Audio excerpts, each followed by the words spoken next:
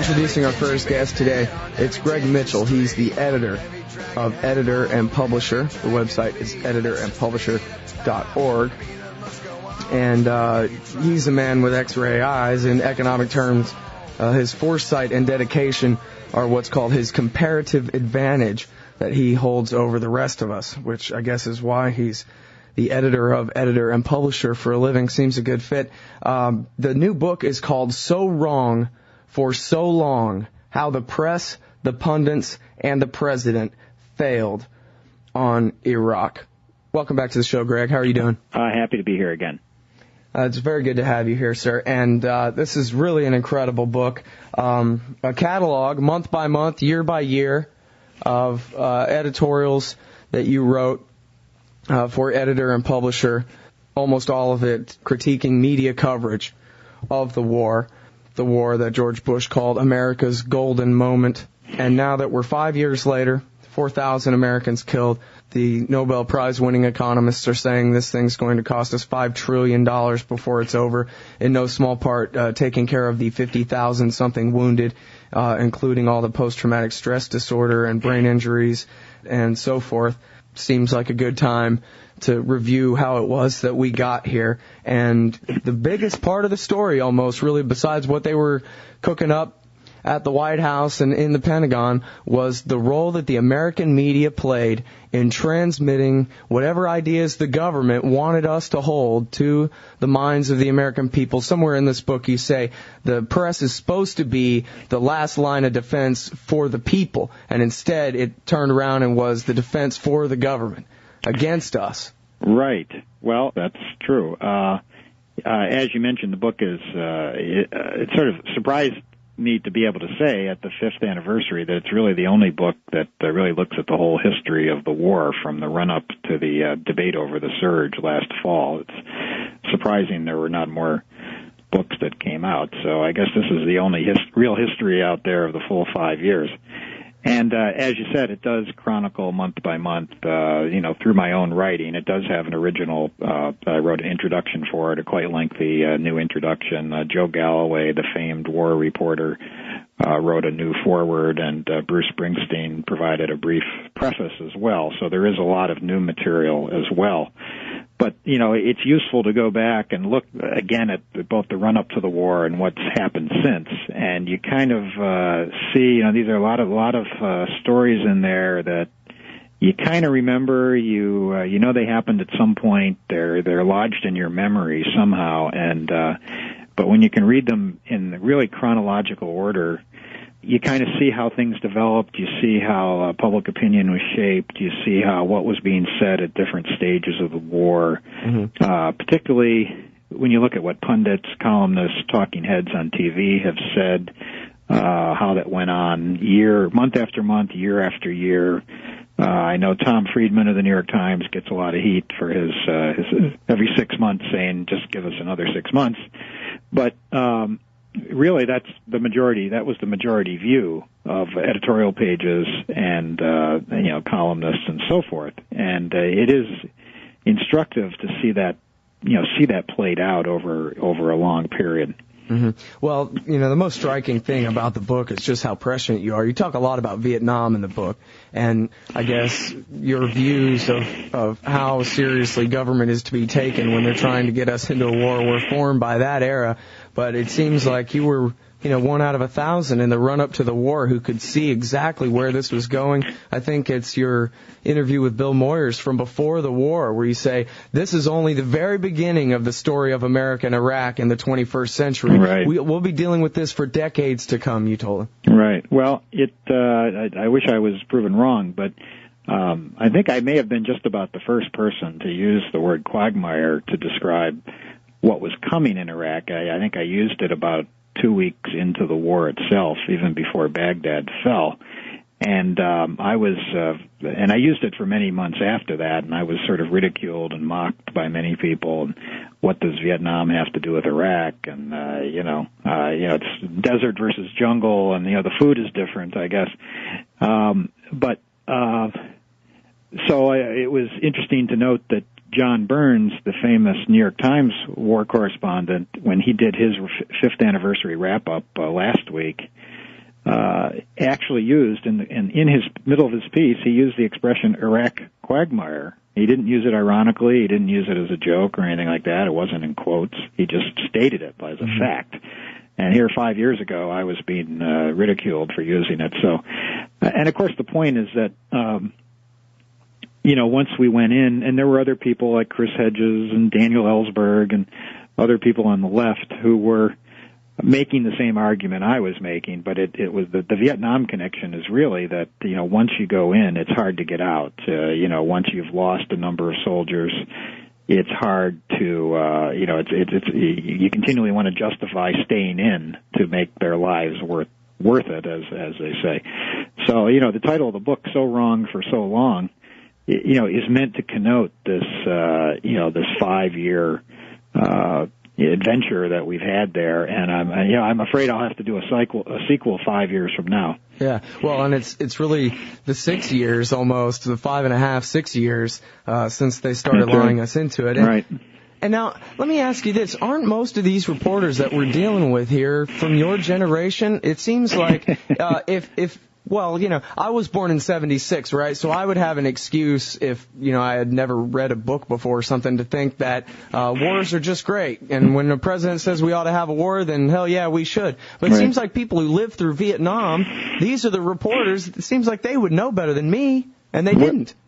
Well, I mean, you're right. Most of the war reporters in Iraq who went to Iraq, were not mainly the problem. It was mainly columnists and editors back home, a lot of the talking heads on TV. And you're right, they were certainly old enough to remember, or actually have even been in journalism during Vietnam. So yes, they should have known better. Now, there were some older people like David Halberstam, like Joe Galloway, who I mentioned before, and others.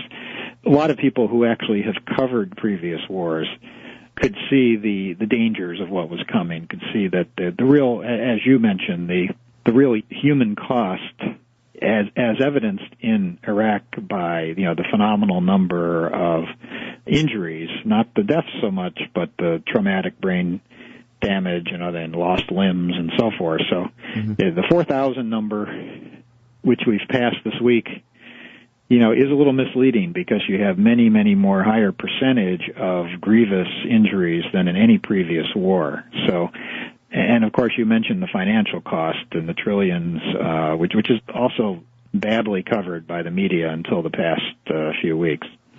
Well, tell me if this is right. I actually find myself so immersed in the news all the time that sometimes I have trouble figuring out what it is that my neighbors think about what's going on in the world and so forth. And I think my best approximation is that the media in general didn't really begin to even question the White House's point of view on pretty much anything until the Katrina disaster in 2005. Was that pretty much the breaking point, do you think, where they finally decided, hey, wait a minute, this guy George Bush isn't some, St. Gabriel? Yeah, well, I that's often said. I'm not sure that that's true. I mean, there was growing criticism of Bush. I mean, his approval ratings were already, plunging by then. There was growing criticism. A lot of reporters, after it turned out there were no WMD in Iraq, they started being more critical, asking tougher questions, and having some more honest reports from the war zone. So that had already set in. There's no doubt that the Katrina episode had a bigger effect on public opinion, I think, in terms of seeing that this guy was handling Iraq like he had Katrina. So I think that was kind of the revelation. But I think it was setting in that that Rumsfeld was a screw up, and Colin Powell had totally misled the country at the United Nations, and Condoleezza Rice really did nothing. Where was she at? So it was starting to set in that the administration as a whole was more incompetent than people had ever let on. Well, Now, maybe it's because I'm young and I don't have as much historical context, but have you ever seen a press corps so entirely devoted to an administration and their party line as what happened in the run-up to the war in the first couple of years of this war? Well, it's hard to compare because there really was nothing quite like this, where you had this drumbeat for war. You had 9/11, which was unique. Whatever you think of it, it certainly was a unique action. We went after Afghanistan, which the press was certainly behind, and that should have been.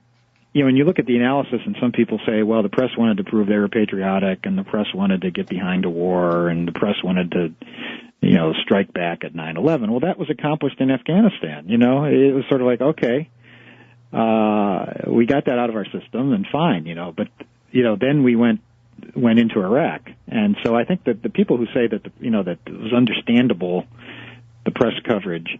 I think that's true in terms of Afghanistan. But once you get another year later and you're talking about Iraq, where we'd never they had not attacked us, and I think one of the other continuing themes in the book, which is I think illuminating, if a little depressing, is I continually every 50 pages or something talk about a new public opinion poll, which invariably keep showing that a majority or close to a majority of Americans continued to think that Saddam helped plan 9/11, and that Iraqi hijackers were among the hijackers, or that inspectors had found WMD in Iraq during before the war. In fact, wasn't it just last year some of those numbers had gone up?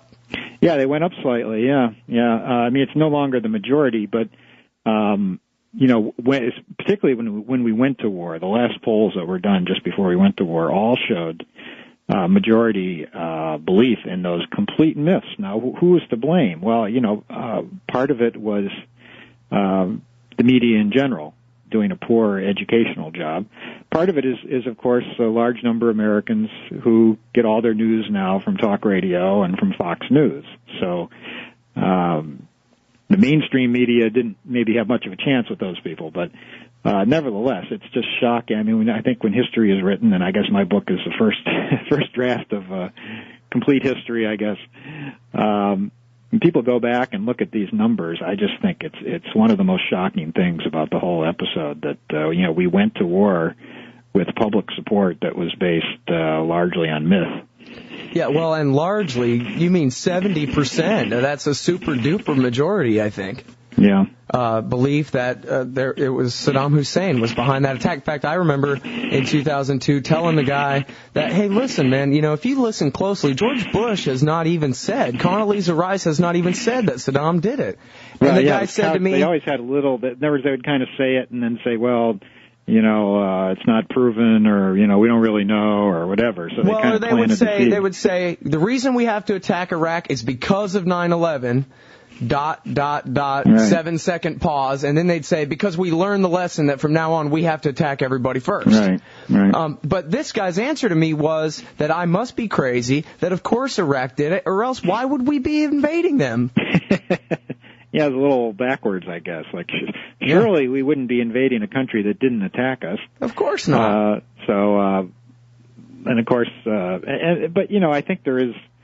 I think another thing the book does is, this 5-year chronology shows people that as long as 3 or 4 years ago, the public opinion polls had already shifted to a majority view that A, the war was a mistake, B, it's not worth it, as the expression would go. It's not worth it continuing. And C, that we should start withdrawing, and even that we should withdraw within 12 months. These became, 40% and then 50%, 60%, 62%, whatever the current figure is, for all those things. So you kind of balance that, if you're going back 3 or 4 years ago, with what the media was saying. The media in their editorials and on TV and so forth was not sort of reflecting. It's almost like where Cheney most recently, when they in the recent interviews where they said, what about public opinion being against the war? And he said, so what? Right. It's kind of where the media has acted, and it would not have been a profile in courage for the media to take a stand here. In fact, it would have reflected the majority of their viewers or readers. Right. And so sometimes we demand that the media take kind of a courageous step or something that's a little ahead of public opinion. But I noticed that in the book, you chronicle the editorial pages, particularly of the Post, the Times, the Los Angeles Times, USA Today, and it's not till the end of the book where you finally start getting, in I guess early last year, you finally get the first newspaper editorials calling for withdrawal. And up until this time, as you say, the polls have been reflecting the American people have been feeling that way for a long time. And yet it was considered beyond the pale. They would even write in the papers that, well, no one is seriously talking about a real withdrawal, and act like this was the kind of thing that, those lefty kooks over at MoveOn.org are talking about it, but nobody else in America is seriously considering leaving, even though a supermajority wanted out. Right. Well, it is odd. There was this continual belief that, progress is around the corner. And, I think one of the little noted really, everyone kind of has read about or knows about the media failures before the war, the WMD, misreporting and so forth. But, second on the list for tragic, mistakes or, that really led to horrible results was, as I show in the book, in the weeks before Bush's surge announcement. If you want to relive that period, remember the Iraq Study Group came out with their, 10-point plan or whatever it was, and people said at first, well, this is very reasonable. It calls for, start of negotiations, start of withdrawal somewhere down the line. It was very modest, moderate. And everyone thought that Bush was going to grab onto that like a lifeboat. Well, and it was on the heels of the Republicans losing both houses of Congress, too. Exactly. And so, and then, of course, it came out, and Bush immediately did hands off and said, well, I'm going to come up with my own plan. And then as that December developed, it was, plain as day that he was going to propose some sort of escalation. And yet, as I chronicle in the book, there wasn't a single editorial a newspaper that came out before the surge and said, hey, hold off, or we got to get into this, or, that there was no, there was very little coverage and no one trying to put a halt to it. And then once he announced that's important. I'd forgotten about that. Then a lot of editorials denounced it, or a lot of columnists said, oh, this may not be a good idea, but it was way too late. Right. I remember Bush had basically announced at the beginning of December 2006 that I'll get back to you about the middle of January. And then the press just said, okay, great, let's just take Christmas off.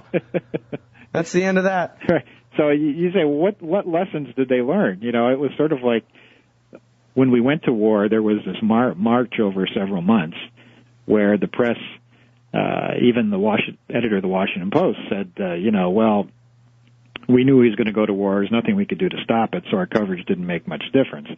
There was a sense of a slow motion going to war. It couldn't be stopped, etc. The same thing was true with the surge, even though it took place over a month. But nevertheless, the writing was on the wall. And, again, I wrote a couple columns about it, and I think I might have been the first to call the media surge protectors. And, and it played out exactly the same way. And now here we are, a year and, 2 months later, and, we have more troops there than we had 4 years ago. And so now you can debate whether the surge has had some success or some positive results, et cetera, et cetera. But, nevertheless, we went from the Iraq Study Group saying, let's start to pull out, to, a year and 3 months later with more troops there. So in terms of the U.S. public opinion and, of course, American deaths and everything else, it's an incredible tragedy to actually have a reversal. And what all of us said at the time, you may remember when all of us were, again, made fun of for trying to call this an escalation instead of a surge. Mm-hmm.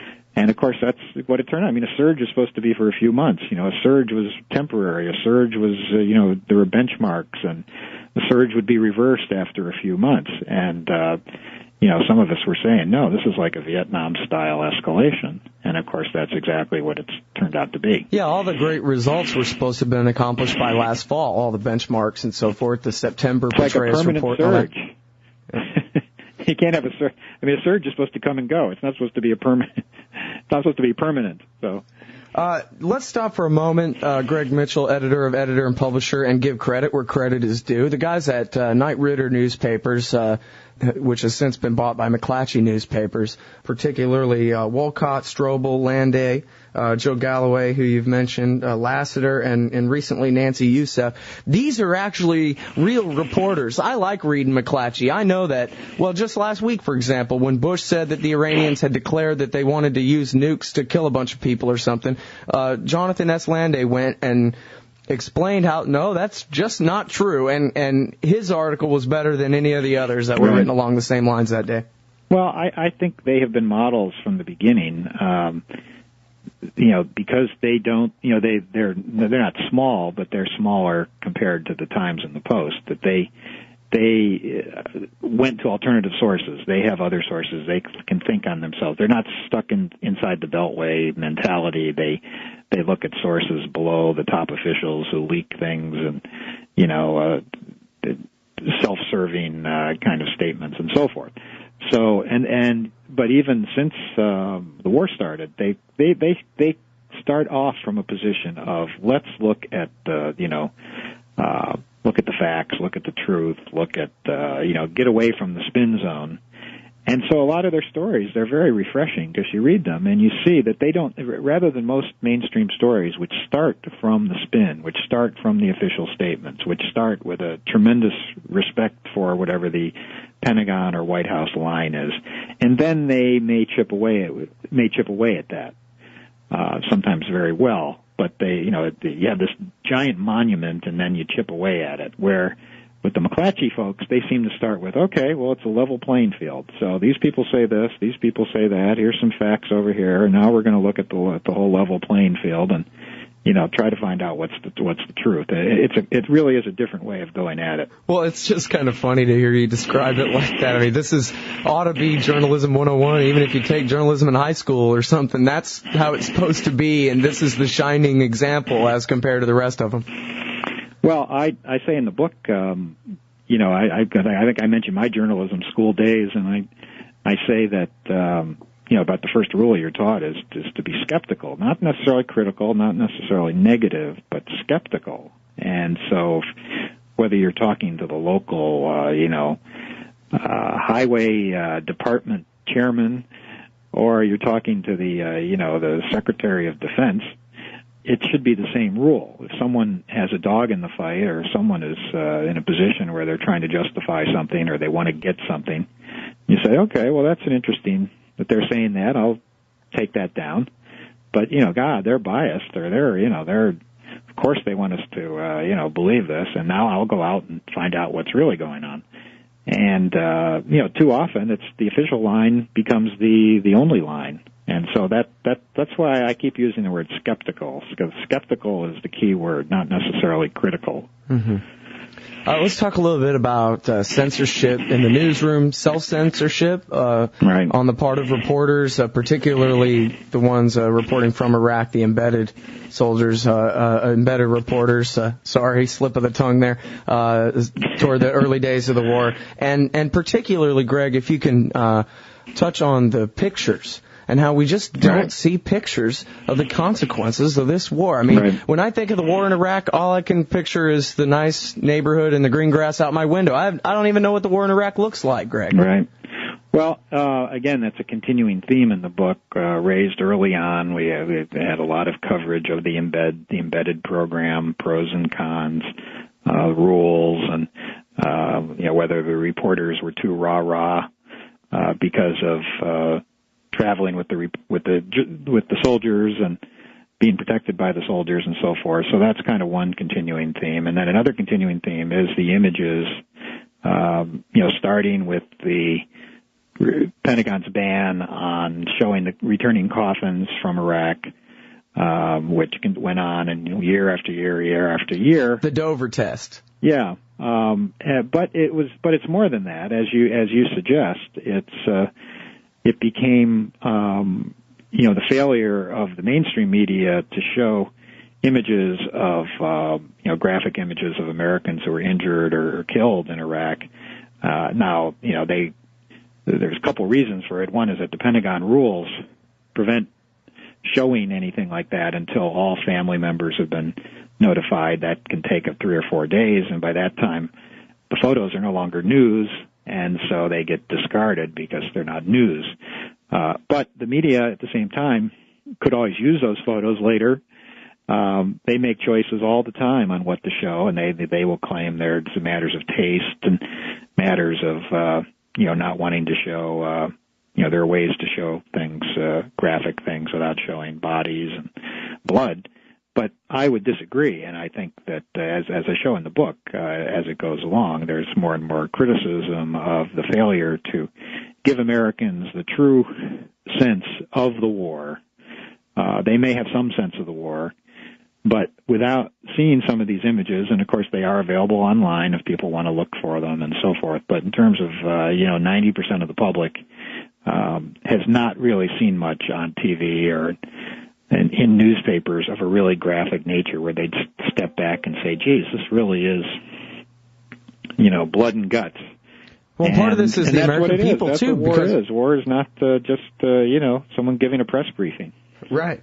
Yeah, exactly, with the $100,000 Hollywood set behind them. But the thing is, as you point out in the book, all these editors, their excuse over and over again, and it's a somewhat plausible one, is that if they ever show a picture of a dead body anywhere in their newspaper, they get all these phone calls from people calling them America-hating traitors. Right. Yeah, and some of them have stuck to their guns, and other times they have apologies, or they say, well, we won't do that again, and so forth. So, I can understand the feelings of some people seeing these images, but, the greater good or the greater duty is to show anything, in its true dimensions. And certainly a war, that we've lost so many people, but also the cost to all of this without, I think we should focus on the human cost, but when you look at the financial cost and how all of us are going to be paying, I guess you're younger, you'll be paying for it a lot longer than I will, but, I have a 20-year-old son and I have a daughter and so forth, so, we're all going to be paying for children and grandchildren for the rest of the century for this war, so I think the media has a responsibility to show everyone what's going on. Remember when they were saying that the war was going to be revenue neutral? Yeah, we were going to pay for it with the oil revenue and so on and so forth. So I don't know what happened to that plan, but I guess the pipelines got blown up, so that was a little bit of a problem. Yeah, well, if anything, that ought to just drive the cost up more, which ought to mean they can finance their own reconstruction even better, right? Well, something like that. I don't know. I don't know where the money, I guess the money left the country in, brown paper sacks. Mm-hmm. Now, you mentioned Tom Friedman in the term of the Friedman unit, which is how left-wing bloggers make fun of Tom Friedman and his many, many statements, as you catalog in the book, of where right around the corner, the next 6 months are going to be crucial and so forth. And so, in that sense, he has been targeted, and yet, in my mind, Tom Friedman is the perfect example of the kind of media commentator who completely gets away with it. Here's a guy who has the blood of hundreds of thousands of people on his hands, and yet somehow, still to this day, and here's a guy we ought to listen to, here's a guy who's real serious in his analysis of foreign policy, here's a guy that's gotten everything wrong this whole time. Why is he still on anybody's editorial page anywhere? Well, there's a lot of others in that position. I hate to single out poor Tom, but, it certainly... Well, I pick on him, Greg, because he's not a neocon, because he's a neoliberal. Right. Well, I'm not sure what he is, to tell you the truth. But as I state in the book, not just him, but many others, Bill Kristol being a leading example, someone who can be wrong about everything and yet be on TV more than ever, run a magazine and then end up getting a column in the New York Times. Now, I'm not opposed to the New York Times having diversity, but, to pick someone who has been wrong about everything, forever, it's really a disservice to readers. Get someone who has some credibility and is at least occasionally right, if you want to give a different viewpoint. But, almost all of the people who were so wrong about the war have, if anything, flourished. And, so that's, there's no backlash, I guess you might say. Yeah, see, that's really the puzzling part, too, because you would think that there would have to be some kind of major house cleaning at CNN and NBC, and even if not Fox. Well, what troubles me is, as we've seen just in the last week or two, in the tremendous amount of coverage about the war, the 5th anniversary of the war, and hundreds of stories or thousands of stories and hundreds of TV hours and so on and so forth. And in all that time, fingers were pointed, analysis of everyone's shortcomings, this went wrong, and so on and so forth. But the media didn't do hardly any reassessment of the media. There was, when you think about it, maybe it hasn't occurred to you that much, but anyone listening, just think and say, well, wait a minute, did I see much, or did I see anything? Or, I didn't see anything about the media's performance in all this. And, I'm afraid it reflects, maybe it's shame or guilt or whatever, but I think maybe they want people to forget about it. And when you talk about this lack of backlash to people who are wrong, it's almost as if the media feel that it's not that big, that this war is not that big a deal. It's almost like, it's a bad thing, or it's something that's not good, and bad episode and so forth. But, it's not all that bad, because otherwise you would look at it and say, this is like the greatest tragedy this country has been through for, 40 years at least, and it was preventable, and it was criminal, and it's still going on, and yet, it's just not worth reassessing the media's own role in it, and that's, and no one pays the price. Yeah, well, so they'd all just have to resign en masse, I guess, right? I'm just picturing in my head Chris Matthews and the guys at MSNBC as you're talking, Joe Scarborough, the former congressman. These guys would all have to just resign in disgrace all at once. They're just as guilty as anybody else, as the people they're covering. Well, like I said, it's almost as if it's not that big a deal. You could say, well, we got this one wrong. But, it's an enormous one to get wrong. It's like a doctor who, misdiagnoses something and, a whole town is wiped out by some plague. And, well, I got that one wrong. Yeah, they all shrug. But, a lot of people in fact, die. I got that one wrong. Yeah, well, in fact, in the book where you talk about the deaths, the first city on your list that you compare the number of deaths to is my hometown of Austin, Texas. Imagine the population of Austin, Texas being wiped out over lies, over nothing. Well, that's what you're referring to is the, some studies that show that hundreds of thousands of Iraqis, it's generally the official line is that only tens of thousands of Iraqis have died, but a lot of studies suggest that it's hundreds of thousands. So it's, when you compare that number to certain like cities, medium-sized or, good-sized cities being completely wiped out, that's where, it can, you think about that. And then, of course, you think about the another 2 million that have fled the country. So, even if the surge, and I don't want to get into a debate on the surge, but even if the surge has been somewhat successful in curbing violence and so forth, you still have to imagine that the country has been, emptied out of people and already massive killing, sectarian slaughter, and so forth. So and I don't think anybody's disputing the refugee numbers there. Yeah. The 2 million something refugees who've had to flee the country. I mean, that's 4 Austins worth of people who've had to flee. And that's incredible when you put it in those terms. When it's just 2.5 million people, that's just a number. But when you think of the entire population of Austin having to flee to Houston or something, that's a big deal. Yeah. That's incredible. Now, something else, and if I understand this story right, you deserve the lion's share of the credit for this. The government at the beginning of the war did not want to classify any non-combat deaths in Iraq as part of the casualty count. And you basically called them out on it and forced them to revise that policy. Is that right?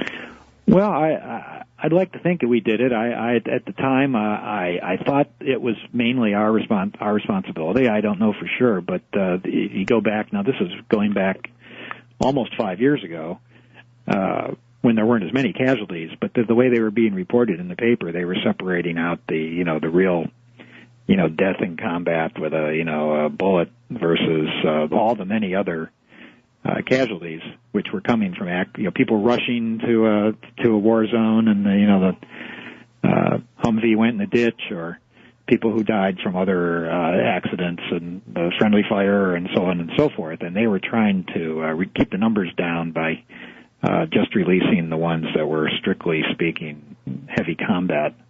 And so we noted that and plugged away at it. And after a little while, the papers, their numbers changed and sort of continued to this day. I'm talking with Greg Mitchell. He's the editor of Editor and Publisher. The website is editorandpublisher.org. The new book is .com, though. Oh, I'm sorry. Is it .com? Yep. Oh, my mistake. I'll fix that right here in my notes. The book is So Wrong for So Long, How the Press, Pundits, and the President Failed on Iraq. And something else that you've been focused on over all these years, and this is, I think, the subject that I first interviewed you about, if I remember right, is suicides. Right. Among the soldiers, and how little attention that gets from the media and from the government. Yeah, and it's continuing. I write about it almost once a week at our website and in blog postings. It continues to this day. In fact, I just put up a posting at the Huffington Post on a story about a fellow I'm calling, Iraqi death or U.S. death 4001. It's a guy who was had severe head injury, had facial surgery from an IED, came back to the U.S., and a few months later, he was found dead in his barracks, and they can't figure out exactly why he died. May have been suicide or may not have been, and they haven't classified it, and so he's not considered in the 4,000. Because they can't prove anything one way or another. So his mother is just besides herself, saying, how can you not? This guy was, I've used this expression myself, killed by Iraq. And it's like anyone who has served there who then is so damaged by it, physically or mentally, that they end up dying, and short time later, should be considered dead, killed by Iraq, and should be considered, fatalities just like any other. Mm-hmm. Remind us, if you would, the story of Alyssa Peterson. Well, this was I came across this in a small radio station. Someone who lived near her, I believe the fellow's name was Kevin Elston, who lived near Alyssa Peterson's hometown of Flagstaff, Arizona. And he, I guess, had been interested in this case and kept at it and got some Freedom of Information Act papers, and a couple years ago or a year ago came out with the first information that a young woman named Alyssa Peterson, who was I believe a sergeant and was a sort of interpreter, knew Arabic, and so she was assigned as a sort of interpreter in interrogations in Iraq. And this was early in the war when they were particularly rough sessions. And she was sort of a deeply religious young woman and so forth, and she was so appalled by the interrogation techniques, maybe it was absolute torture or just borderline torture, but she was so appalled that, just a few weeks after being, begging to be taken off that detail, she shot herself to death.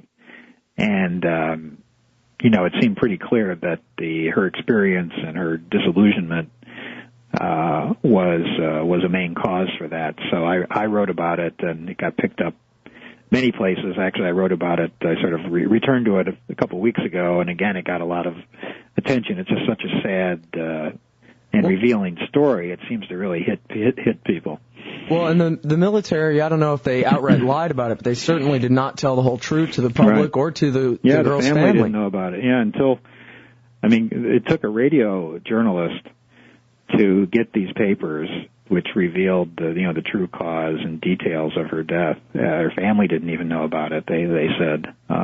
So this is often the case with suicides, that they kind of go into limbo. They go into cosmic investigation that goes on for years, and the press, fortunately the local press sometimes gets gets the true story. A family member will say something, maybe someone's being, it's in the local paper, and then someone talks to a family member, and they say, oh, yeah, they say he shot himself. And so that fact will come out, which we never would have gotten otherwise. In the book, you make quite a few references to Jon Stewart and Stephen Colbert and their satire news coverage on the Comedy Channel. How important do you think those two shows have been to coverage of the war, Greg? Well, you can probably think back yourself 5 years ago. They were not seen as so, liberal. I mean, I think Jon Stewart has kind of come out of the closet a bit. And I think, night after night, kind of making fun of the president and the pronouncements on the war, whether they call it Mesopotamia. Right. Certainly has a big effect on people because there are more and more people who get much of their news from those two shows, which, for better or worse, we could debate that too, I suppose. But, since so many people do get a lot of their attitudes from those shows, certainly that has an effect. Now, Stephen Colbert has also had both of the shows, as you know, make fun of the media as much as the president, and the media itself is mocked regularly. So I think that's contributed to the whole mood as well. Colbert and his famous White House Correspondents' Dinner routine, people remember it as making fun of the president, but he spent just as much time, or nearly as much time, making fun of the media, and they didn't particularly like it. And so they either ignored what his routine, or when they reviewed it, they said, "Oh, he wasn't that funny." Right, I actually just watched that footage again about a week or two ago, I guess, and it really is amazing, kind of this giant audience of media people all sitting on their hands. Justice Scalia at least laughed at the jokes directed at him. Yeah. Well, the rest of these people, they didn't think it was very funny at all. The media response was so defensive, and there the evidence was on maybe in the old days. First of all, the old days, no one would have known about this, the whole routine. But now with YouTube and everything, people can judge for themselves, So people say, well, the media said he wasn't funny and blah, blah, blah. Well, I watched it on YouTube. I thought he was hysterical, So it gives the media a black eye because it looks like, well, they're telling me something that's not true. So what else aren't they telling me? Right. All right, everybody. That's Greg Mitchell. He's the editor of Editor and Publisher. The website is editorandpublisher.com. The new book is So Wrong for So Long, How the Press, the Pundits, and the President Failed on Iraq. And I know that there's an article that you wrote in the Viewpoint section today on antiwar.com, and another one in the Frontline News section as well. You've been writing all over the place lately, so I urge everybody to Google your name and try to find out what they can, and I want to thank you very much for your time today, sir. Well, thank you, Scott. It's always a pleasure, and I think it's obviously an important issue that I'm afraid I'm going to be back here 5 years from now, giving you the same type of interview. Well, I'm afraid that's probably true, although I'll at least take a little comfort in knowing what an example you serve to the rest of them in the meantime. Well, I appreciate that. Thank you. Thank you.